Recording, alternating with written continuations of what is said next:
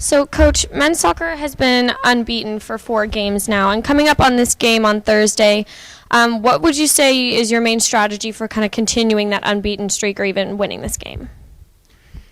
It's a great question because I think Fullerton, having won their last 3 matches, is going to come into this game with a lot of confidence. I think we have to build upon the quality of the defending that we've been showing all season long, but we've been putting a lot of pressure on our defense by not scoring enough goals. So we have to start putting the ball into the back of the net, scoring more than 1 goal a game. We've had a lot of chances, but we have to be a lot more precise and a lot more composed in front of the goal. And so the key for us is to getting our midfield more involved in our attack. And if we can accomplish that, I think we'll see more goals. How did you feel about the draw against UC Irvine? Not happy. We were in the 86th minute, winning 1-0 when we gave up a very poor goal.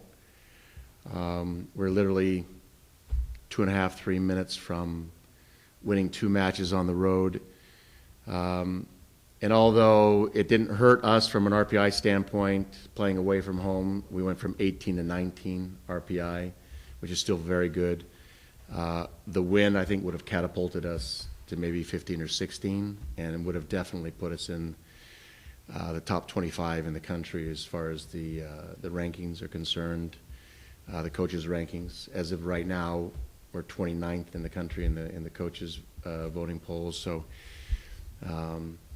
the win would have been a fantastic beginning, but if you take a look at Loyola Marymount, Cal State, University Northridge, who we hadn't beaten since, I believe, at their place since 2009, and then to go get a result and get at least a tie against Irvine.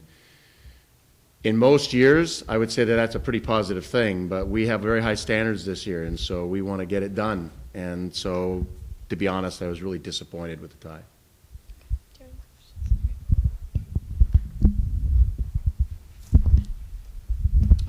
So I notice you've won all your games at home. Does that make you excited to be at home next too? Well, I think we're really excited to play in front of our fans. We're really excited to play in front of our students. We hope to get a great showing out there. I think traveling on the road, especially to Loyola Marymount, then Northridge, then Irvine, it takes its toll. Every coach will tell you that, especially when they're studying on the road and missing classes. But to be home for the next 2 weeks, I think, is going to be an advantage for us, if nothing more than for the players to sleep in their own beds and to be available to go to class and to be able to schedule their time a lot more efficiently. A lot of changes for the coach and the team. Now you've been with each other for a few weeks, and you're getting into the Big West Conference. You feel pretty good about the way things look at this point in the season? Well, I do. I always try to see the glass half full, and I'm very positive about this group. Having said that, historically, this is the time where it's the most important for the Cal Poly men's soccer team to demonstrate that they are of the caliber to get to the NCAAs, to get to the conference playoffs this time of year, right now. And so we recognize how important that is. We have a number of players playing exceptionally well.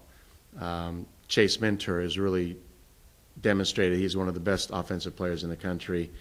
Got goal of the week for the entire country on topdrawer.com, which is where everyone goes to vote for those things. And I really believe that the bicycle kick that he got against Cal State Northridge should have been in Sports Center's top 10 that night. I think it earned it. Unfortunately, he wasn't on it, but it was truly exceptional. And then, just prior to that, he scored a brilliant free kick against Loyola Marymount, which won that game for us. So Chase is on a path to be a strong candidate for the Herman Award, MAC Award, to be an All-American. And then you got Wade Hamilton and Kip Colby and Matt LaGrassa, who are our other seniors that are playing exceptionally well. So we have a group of leaders that are taking this team by the bootstraps, and they're really leading quite efficiently on the field for us, and they're making a difference.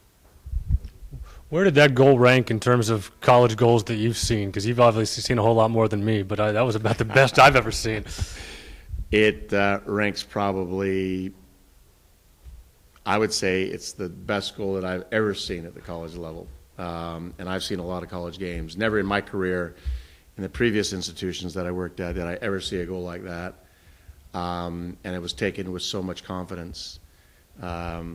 That's the creativity and the brilliant mind that Chase Minter has. And I think he deserves all the credit that he's getting right now. But yeah, it ranks, as far as I'm concerned, the best.